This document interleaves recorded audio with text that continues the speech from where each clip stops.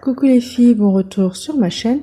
Dans cette vidéo, je vous partage toutes mes astuces que je fais au niveau de la maison pour partir et rentrer sereinement. Si vous avez manqué les 3 premières vidéos de la série, je vous invite à cliquer en haut à droite de votre écran. Mais avant toute chose, c'est le moment de vous abonner si ce n'est pas déjà fait et de cliquer sur la petite cloche pour être notifié de mes prochaines vidéos.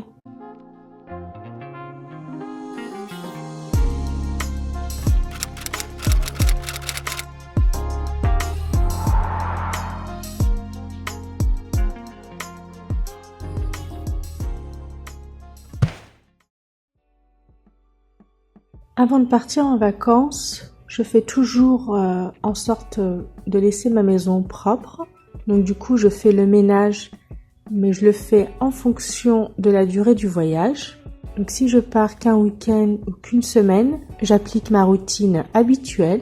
Par contre, si je pars plus de 2 semaines, je ne m'attarde pas trop sur la poussière, etc. Parce que je sais qu'en rentrant, il va falloir que j'applique ma routine ménage en profondeur. Ça ne veut pas dire que je laisse ma maison en bordel, mais voilà, c'est juste que je m'attarde pas trop sur certaines choses. Par contre, la chose que je fais systématiquement, c'est de nettoyer, mais surtout bien sécher la salle de bain avant de partir.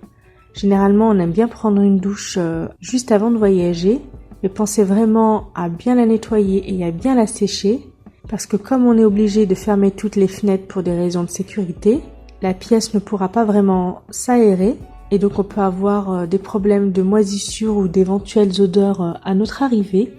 Donc c'est vraiment quelque chose que je vous recommande de faire. Et j'en profite pour vous partager une petite astuce du quotidien au passage.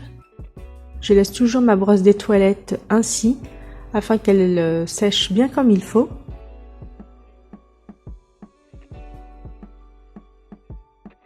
Et si vous partez pour une période de plus d'1 mois ou si vous quittez votre maison secondaire, je vous conseille d'appliquer ma routine désinfectante et anti-calcaire. Vous aurez les liens en haut à droite de votre écran pour le lave-vaisselle et le lave-linge. Et c'est aussi quelque chose que je fais pour mon frigo. Toujours pour la maison secondaire, il est pour moi important de désinfecter les matelas.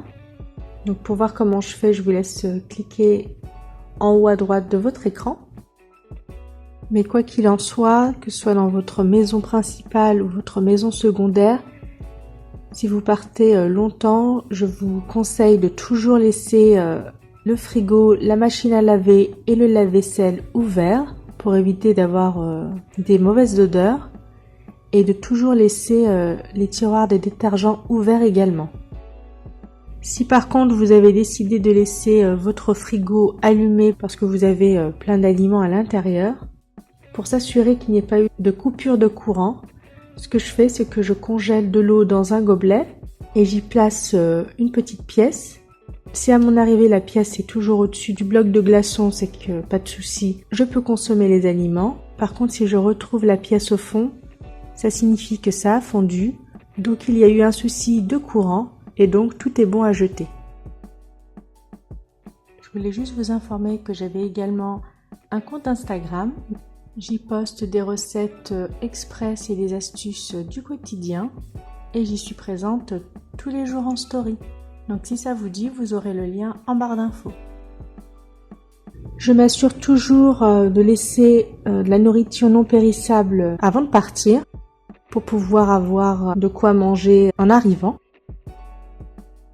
Il m'arrive aussi de faire des courses pendant les derniers jours de mon séjour en ligne, en prévoyant une livraison le jour de mon départ ou le lendemain matin selon l'heure à laquelle j'arrive. Je n'oublie pas non plus de faire le plein de lessive parce que je suis le genre à tout laver en rentrant même si c'est propre. Ça sert certainement à rien. Mais comme je me dis que souvent dans les aéroports, ils appliquent des produits sur les valises par souci de désinfection ou autre, je préfère toujours tout laver.